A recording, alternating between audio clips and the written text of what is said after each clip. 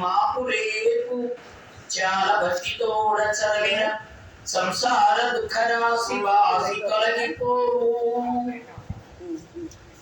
ఓం శ్రీ గురుభ్యో నమః. ఓం శ్రీ మాత్రే నమః. ప్రియ భగవద్ బంధువులారా, సద్గురుదేవుల పరమ పరిపూర్ణమైనటువంటి అనుగ్రహంతో శ్రీ గురుదేవులు మనకు అనుగ్రహించినటువంటి ఈ 7 రోజులు సప్తాహ కార్యక్రమంలో పొన్నం బ్రహ్మయ్య గారి ఆరాధన మహోత్సవ కార్యక్రమాల్లో అంతర్భాగంగా 7 రోజులు నిర్వహించుకుంటున్నటువంటి ఈ భాగవత శ్రవణ యజ్ఞంలో 2వ రోజు కార్యక్రమంలో ప్రవేశించాం.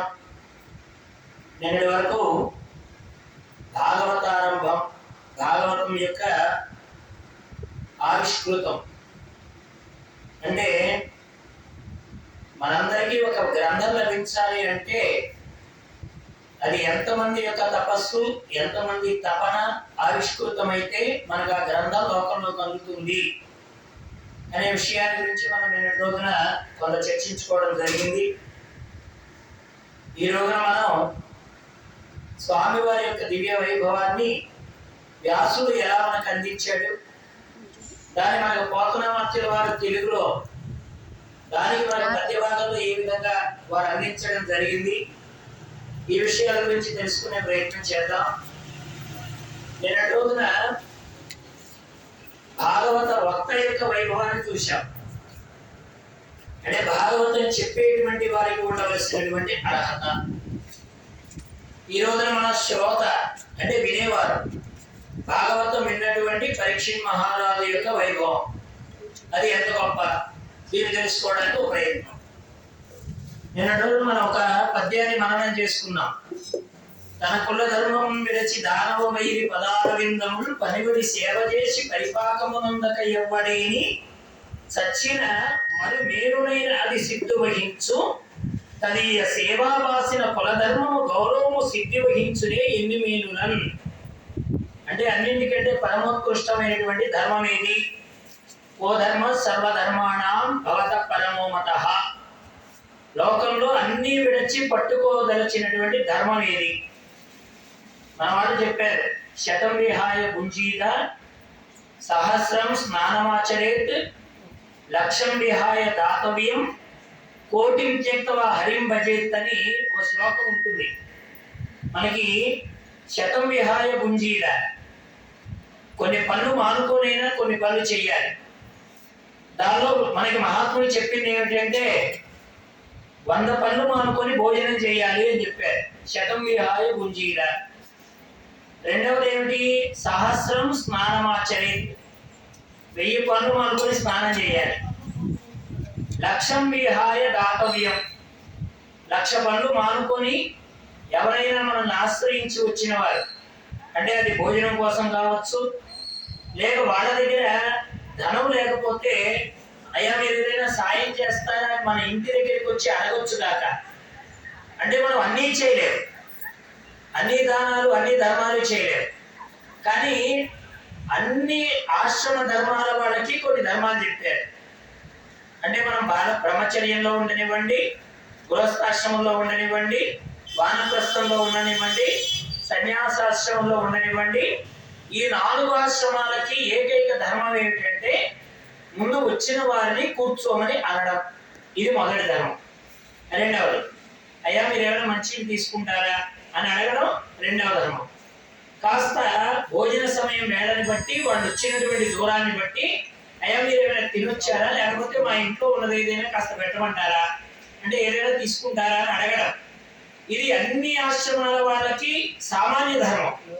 మీరు బ్రహ్మచర్యంలో ఉండండి, గృహస్థాశ్రమంలో ఉండండి, వానప్రస్థాశ్రమంలో ఉండండి, సన్యాసాశ్రమంలో ఉండనివ్వండి, ఈ 4 ఆశ్రమాల ధర్మాల వాళ్ళకి ఇవి సామాన్య ధర్మాలు. అంటే ప్రతి వాళ్ళు అడగవలసినటువంటి ధర్మం. మరి అందరూ చేయవలసిన ధర్మం ఏమిటి అంటే కోటిం త్యక్త్వా హరిం భజేత్. 1,00,000 పనులు మానుకొని నారాయణ స్మరణ చేయాలంటే ఈ రోజుల్లో ఎవరు చేస్తారు చెప్పండి? వాడి పని మానేసి అన్ని పనులకు పోతాం తప్ప అన్ని పనులు మానేసి భగవంతుడి వైపు వెళ్ళాలంటే అది చాలా కష్టతరమైనటువంటి విషయం. అందుకని గొప్ప పని ఏమిటంటే తనకులు ధర్మమును విడిచి దానవ వీరి పదార విందములు పనిబడి సేవ చేసి పరిపాకమునందుక ఇవ్వబడేది చచ్చిన మరు మేలునైన అది సిద్ధి వహించుతదీయ సేవావాసిన కులధర్మ గౌరవము సిద్ధి వహించునే ఎన్ని మేలులన్. భగవంతుని పదాన్ని పట్టక ఎన్ని జీవరాశుల శరీరాల్లోకి మారినా శరీరాలు మారతాయే తప్ప బుద్ధి మార్చుకోకపోతే, భగవంతుని వైపు వాడి మనస్సు మరలకపోతే, చరివిత చరణంగా చచ్చడము పుట్టడం అనేటువంటి ఆ జీవితాల్లోకి వెళ్ళిపోవడం తప్ప, పరమాత్మని చేరితే తప్ప వారికి మోక్ష పదవి లేదు. ముక్తి అనేటువంటిది నారాయణ చరణారవింద సమాశ్రయం వల్ల మాత్రమే కలుగుతుంది అని చెప్పారు. దీన్ని మనం నిన్న చూశాం. మరటువంటి పరమాత్మ ఎలాంటి వాడంటే దానికి చెప్పారు, దీనులు నిరపేక్షులు ఆత్మారాములైన మునులు హరిభజనము నిష్కారణము చేయుచుందురు నారాయణుడు అట్టి వాడు నవ్య చరిత్ర. చూడండి, లోకంలో అందరికంటే లోకం ఎవరో తెలుసా అండి? ప్రాపంచికంగా పనులు చేసేవాడిని ప్రపంచం పట్టించుకోదు. ఎందుకంటే ప్రపంచం ఏది చేస్తుందో వీళ్ళు కూడా అదే చేస్తారు కనుక.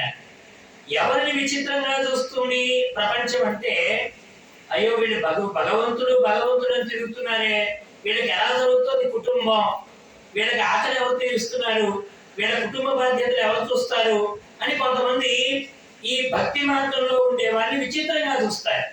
అక్కడ ఏదో పెద్ద లాభం ఉన్నట్టుంది, లేకపోతే వీళ్ళందరూ ఎందుకు ఆ పని మానేసి ఈ పని చేస్తారు, మేము చేసే పని వీళ్ళు ఎందుకు చేయడం లేదు అంటే ఆ పనిలో ఏదో లాభం ఉంది అని అనుకుంటారు. ఒక్కోసారి అడుగుతారు కూడా, ఎవరి దీనిలో ఏమైనా లాభం ఉందా, మీరు నిరంతరం భగవంతుడిని కొలుస్తూ ఉంటారంటే దానికి మహాత్ములు చెప్పే మాట ఏమిటంటే, మీ లాభం కంటికి కనబడుతోంది, మా లాభం మమ్మల్ని జన్మ లేకుండా చేస్తుంది అంటారు. ఇప్పుడు మనం పొందే లాభాలన్నీ ఏం చేస్తాయి? మళ్ళీ జన్మకు తీసుకొస్తాయి. భూములు సంపాదించండి, సంసారం చెయ్యండి, పిల్లలు కననివ్వండి, ఆ పిల్లలకు పిల్లలు రానివ్వండి. దీనివల్ల ఏం జరుగుతుంది? మళ్ళీ జన్మ రావడానికి కోరిక కలుగుతుంది. అయ్యో నేను లేకపోతే నా మనవడు ఏమైపోతాడో, నేను లేకపోతే ఆ పొలం ఏమైపోతుందో, నేను లేకపోతే ఈ మనవడగా బ్రతికేస్తాడో. చనిపోయేటప్పుడు కూడా మానవుడికి అంత్యకాలంలో కూడా నేను లేకపోతే వీడెలా బ్రతుకుతాడు అనుకుంటూనే చస్తాడు. విచిత్రం ఏంటంటే ఎంతమంది పోయినా వీళ్ళు బ్రతుకుతున్నారు, కానీ పోయేవాడు అనుకుంటాడు నేను పోతే వీళ్ళు ఎలా బ్రతుకుతారు అని.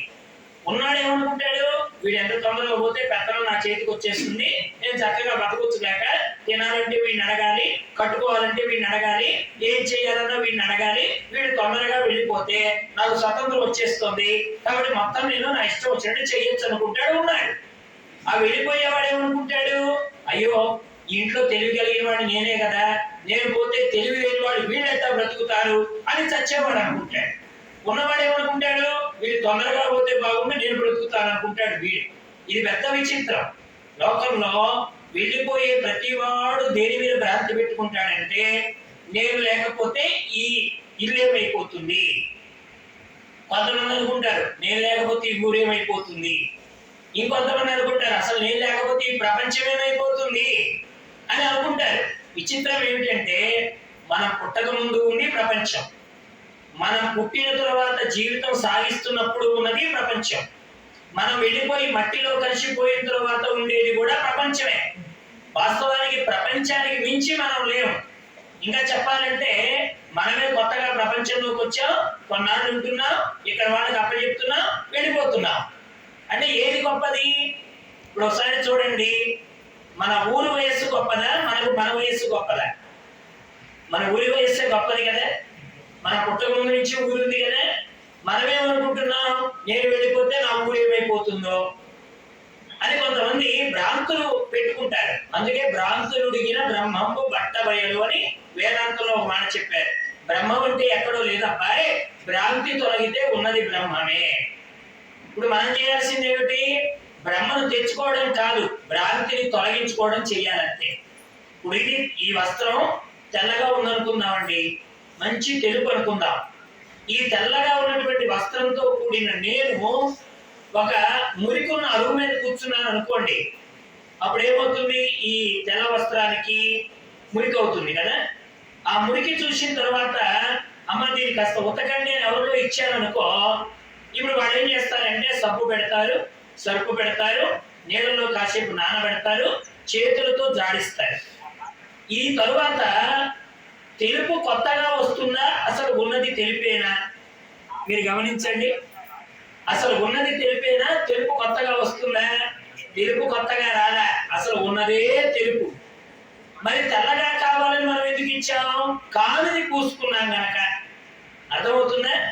కానిది పూసుకున్నాం గనక, అయ్యా మీరు కాస్త కానిది దీనికి అంటింది, కాని దాన్ని తొలగించండి.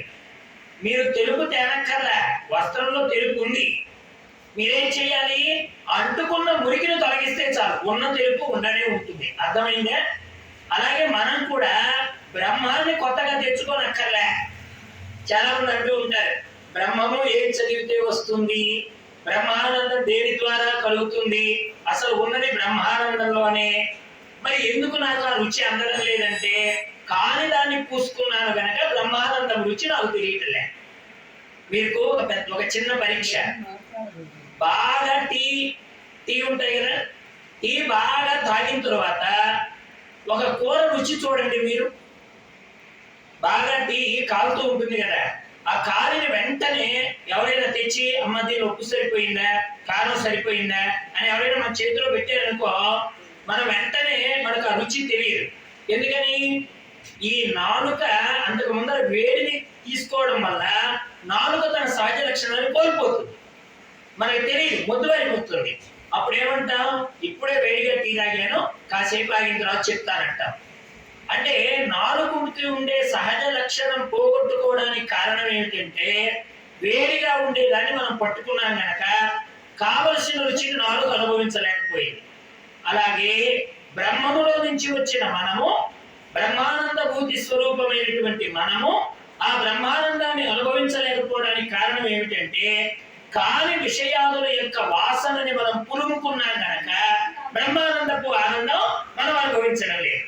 అందుకని ఎక్కడ దొరుకుతుంది బ్రహ్మానందం? అసలు ఉన్నది బ్రహ్మానందంలోనే. దీన్ని తెలుసుకోవాలంటే కాని దాన్ని తొలగించుకోవాలి. మనం చేసే సాధనల్లా కొత్తది తెచ్చుకోవడం కాదండి, ఉన్నదాన్ని గుర్తించడమే. లోకంలో కొత్తది ఏది తెచ్చుకోవాల్సిన అవసరం లేదు. మీరే పుస్తకాలు షాప్కి వెళ్ళి పుస్తకాలు ఇంకోటి తెచ్చుకోవాల్సిన అవసరం లేదు. ఎందుకని? కావలసిన దాన్ని మనకు మహాత్ములు చెప్పి ఉన్నారు కనుక. దాన్నే భాగవతంలో చెప్తున్నారు, ధీరుడు. ధీరుడు అంటే ఎవరండి? ధీరుడు అంటే ఎవరు? రోజు బాగా బండలు ఎత్తేవాడా, లేకపోతే పెద్ద బరువులు ఎత్తేవాడా? ఎవడు ధీరుడు? దుఃఖేశ్వను ద్విగ్రమణ సుఖేషు విగత స్పృహ వీతరాగ భయక్రోధ స్థిత ధీర్ మునిరుచ్యతే. భగవద్గీతలో స్వామి చెప్పారు, ధీరుడు అంటే ఎవడు? బండలు ఎత్తేవాడు, గుండెలు ఎత్తేవాడు కాదబ్బాయి. దుఃఖం వచ్చినప్పుడు కుంగిపోకుండా ఉండేవాడు, ఆనందం కలిగినప్పుడు నాకు ఇంత ఆనందం కలిగింది కదా అని ఒళ్ళు తెలియకుండా ఉండే స్థితిని అనుభవించకుండా ఉండేవాడు, సమస్థితిలో ఉండేవాడు, తన సహజ స్థితిలో తానుండేవాడెవడో వాడు స్థిత ధీరుడు అని భగవద్గీతలో స్వామి చెప్పాడు. ఇప్పుడు పరమాత్మని ఆశ్రయించేవాడు ఎలా ఉంటాడంటే, వాళ్ళకు ధీరుడు అని పేరు పెట్టారు. ఎవరు? వ్యాస భగవానుడు. రెండవ వారు ఎవరు? నిరపేక్షులు. ఇప్పుడు మనం ఒక దాన్ని అనుభవించాలంటే అర్హత కావాలి కదండి.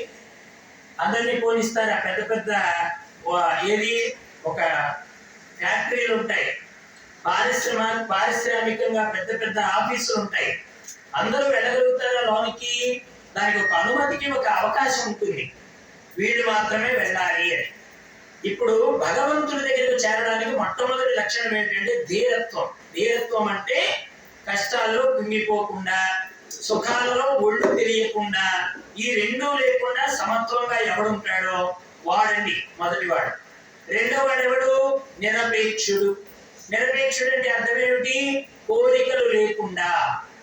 అంటే నాకు ఇది కావాలి, నేను ఇది చేస్తే ఇంత లాభం వస్తుంది అని ముందుగా ఊహించకుండా, పరమాత్మ పని చేయడం నా బాధ్యత అనుకుని ఎవడు చేస్తాడో నిరపేక్ష అంటే ఆపేక్ష లేకుండా ఉండడం నిరపేక్షులు. మూడవది ఆత్మారాములు. ఇది చాలా గొప్పదండి. ధీరత్వంగా ఉన్నట్టు నటించవచ్చు. దీనిని ధీరుడండి నాకు భయం లేదని లోకాన్ని మాయపరచవచ్చు. రెండవది ఏమిటి? నాకేం కోరిక లేదండి, నేనేమి ఆశించడం లేదండి అని అనుకోవచ్చు. అని అనుకుంటున్నప్పటికీ కూడా కొంత లోపల చొరబడుతుంది.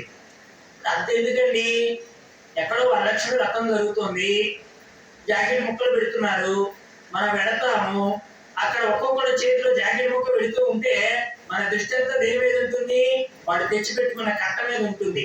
నేను వచ్చిన దాకా ఉంటాయా, నా దగ్గరికి వచ్చేటప్పుడు అయిపోతాయా, ఆ జాకెట్ ముక్క నాకు వస్తే బాగుండు, దాని మీద మ్యాచింగ్ చీర మా ఇంట్లో ఉంది, బ్లౌజ్ కొనుక్కునే పని ఉండదు, ఆ జాకెట్ ముక్క నాకే వస్తే బాగుండు అనుకుంటామా అనుకోమా? ఎవరిచ్చే దాని మీద కూడా మనకు ఆపేక్ష, మళ్ళీ అదే రావాలి. మళ్ళీ ఈ లోపల అయిపోతాయేమో, ఈ లోపల అయిపోయాయి అనుకోండి మన కర్మకారి, వాడు ఇంకో కూట తెచ్చి పెట్టారు అనుకోండి, ఇక బయటికి పోయిన తర్వాత నీకే జాకెట్ మొక్క పెట్టారు, నాకే జాకెట్ మొక్క పెట్టారు. నువ్వు ముందు పోయావు, నీకు 100 రూపాయల ముక్క వచ్చి నువ్వు అదృష్టవంతురాలివి, నేను తర్వాత పోయా నాకు 70 రూపాయల ముక్కే వచ్చింది, 30 రూపాయలు లాస్.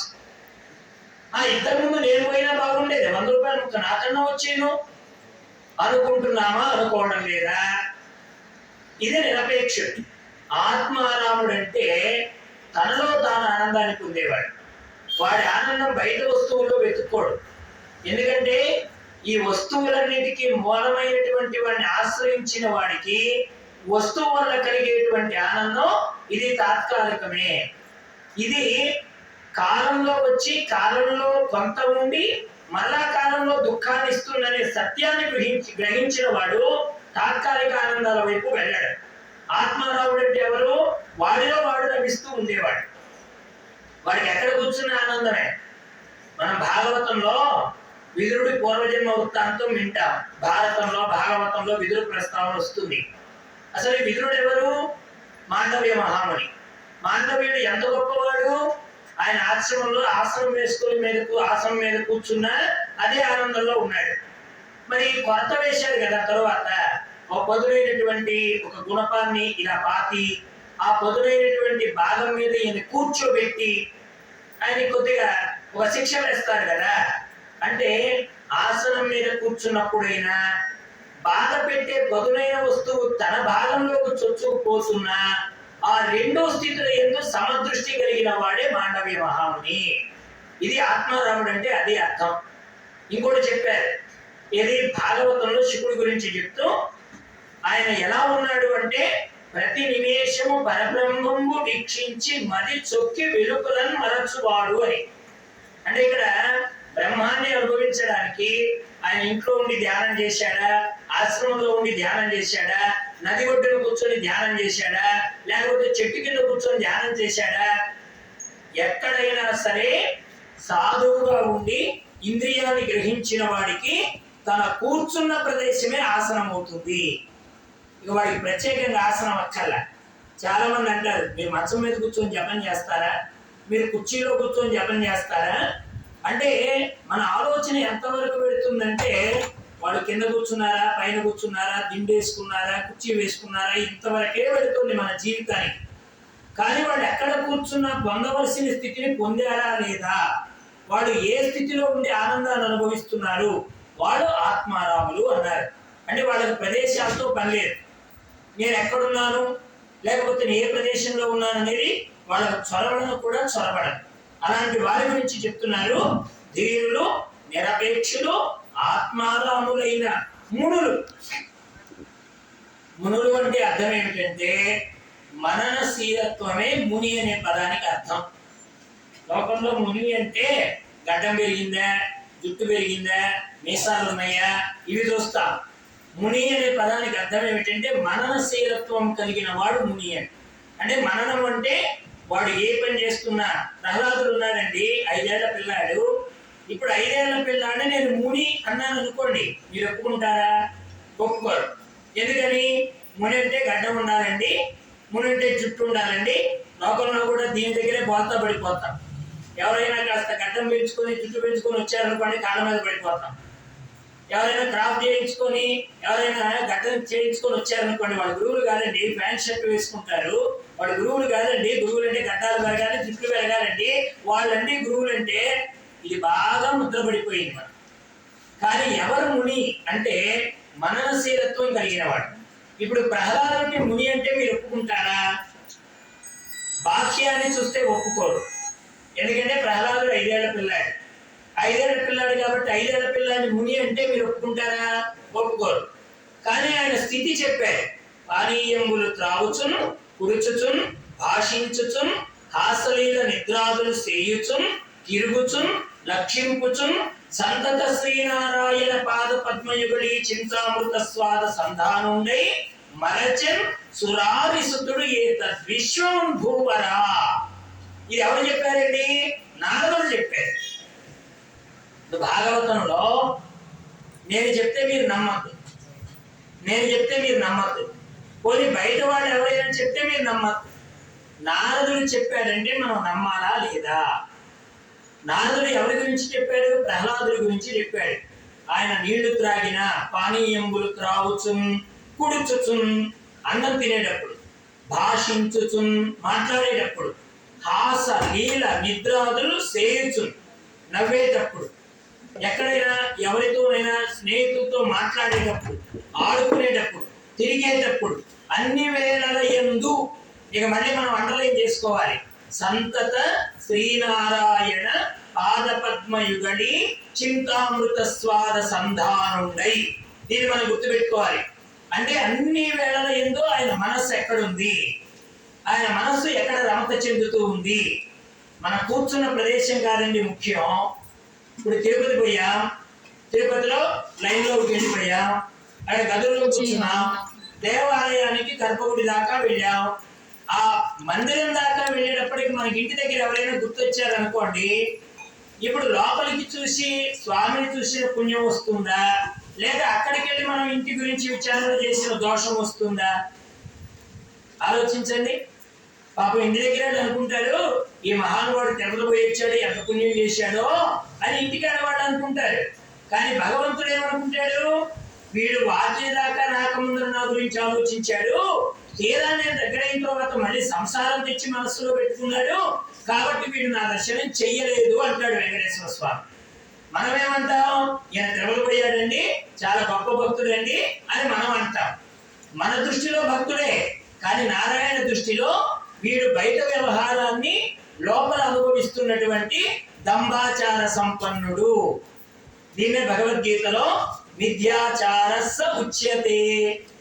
సర్వేంద్రియాణి సంయమ్య యాస్తే మనసా స్మరన్ ఇంద్రియార్థాన్ విమూఢాత్మ మిథ్యాచారస్స ఉచ్యతే.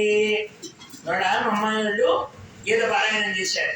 ఎన్ని అధ్యాయాలు చేశారు చెప్పండి? ఇవాళ 3, 4, 5 కూడా చేశారా? 5 చేశారు.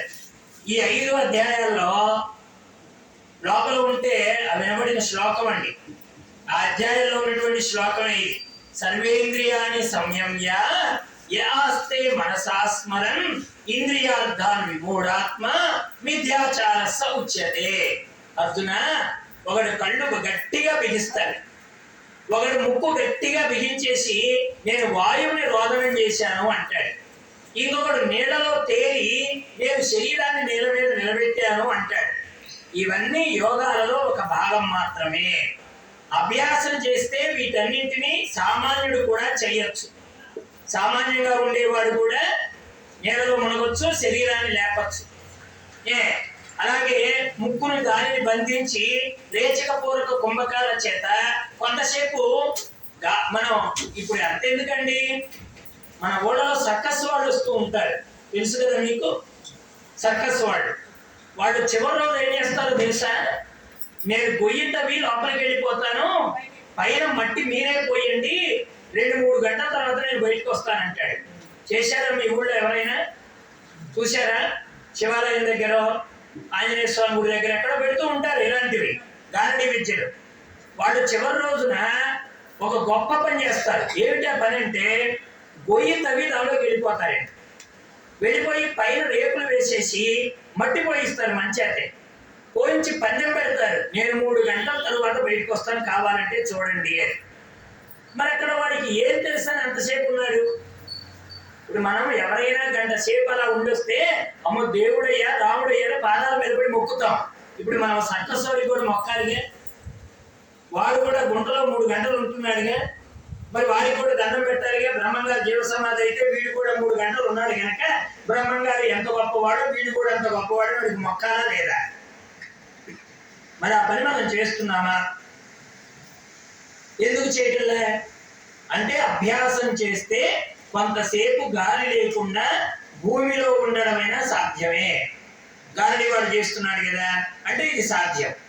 రెండవది, పులినోట్లో చేపెట్టి తీస్తారు కొంతమంది. సర్కస్లోకి వెళితే ఈ విన్యాసాలు కూడా చేస్తారు. అన్నీ చేయొచ్చు కానీ ఒకటి చాలా కష్టం అండి. ఏమిటంటే మనస్సుని అరికట్టి ఇంద్రియాలు బహిర్ముఖం కాకుండా విషయాదుల మీదకు మనస్సు పరిగెత్తకుండా చేయడం చాలా కష్టం. ఇవన్నీ చేయొచ్చు. దీన్ని భగవద్గీతలో స్వామి చెప్పాడంటే, అర్జున ఇంద్రియాన్ని బిగబట్టే పని కొంతసేపు చేయొచ్చు, కళ్ళు గట్టిగా ముయ్యొచ్చు, తెరవకుండా 2 రోజులు కూర్చోవచ్చు, అది కష్టమేం కాదు అభ్యాసం చేస్తే. అది కూడా. రెండవది, ముక్కులోకి గాలిని బంధించి కొంతసేపు ఉండొచ్చు, అది కూడా అభ్యాసం ద్వారా చేయొచ్చు. కానీ ఈ చేసే క్రమంలో వాడి మనస్సు దేనిని ఆలోచిస్తుందో అది వాడై ఉన్నాడు అన్నాడు కృష్ణయ్య. మనమేమంటున్నాం, ఆయన కళ్ళు మూసుకొని గంటసేపు కూర్చున్నాడండి, చాలా గొప్ప స్థితిలో ఉన్నాడంటే మనం మోసపోతున్నాం. కానీ కృష్ణయ్య ఏమంటున్నాడు, అలా ఉండడం గొప్ప విషయమేనయ్యా అర్జున, కానీ వాడు దేన్ని ఆలోచిస్తున్నాడో మనం గమనించాలి. ఎవడైతే అలాంటి డంబాచారం కలిగి ఉంటాడో, అంటే ప్రపంచాన్ని మెప్పించడం కోసం నేను ఈ పని చేస్తున్నానని ఎవడైతే ఇంద్రియాన్ని బాగా నిగ్రహించినట్టుగా లోకానికి కనబడతాడో వాడు మిథ్యాచారస్స ఉచ్యతే. వాడికి ఏం పేరు పెట్టాడు భగవద్గీతలో? డంబాచారుడు. వీడు లోకాన్ని మోసం చేస్తున్నాడు, వీడు మిథ్యాచారుడు అని భగవద్గీతలో స్వామి చెప్పాడు. ఇప్పుడు మహాత్ములైనటువంటి వాళ్ళు అలాంటి వాళ్ళు దేన్ని ఆశించి చేశారండి? శుకయోగీంద్రుడు కానీ జనక మహారాజు కానీ వీళ్ళిద్దరు ఉన్న ప్రదేశాలు వేరే. జనకుడు ఎక్కడున్నాడు? రాజ్యంలో ఉన్నాడు. శుకుడు ఎక్కడున్నాడు? అడవుల్లో ఉన్నాడు. ఇప్పుడు అడవుల్లో ఉన్నవాడు మాత్రమే భగవత్ సాక్షాత్కారం పొందుతారా? రాజ్యాల్లో ఉన్న వాళ్ళకి సాధ్యం కాదా? అంటే రాజుగా ఉన్నవాడు జ్ఞాని కాలేదా? రాజుగా ఉన్నటువంటి వాడు ముక్తిని పొందలేడా అంటే పొందుతాడు. అదేనండి అరణ్యంలో ఉన్నవాడు కదా పొందేది.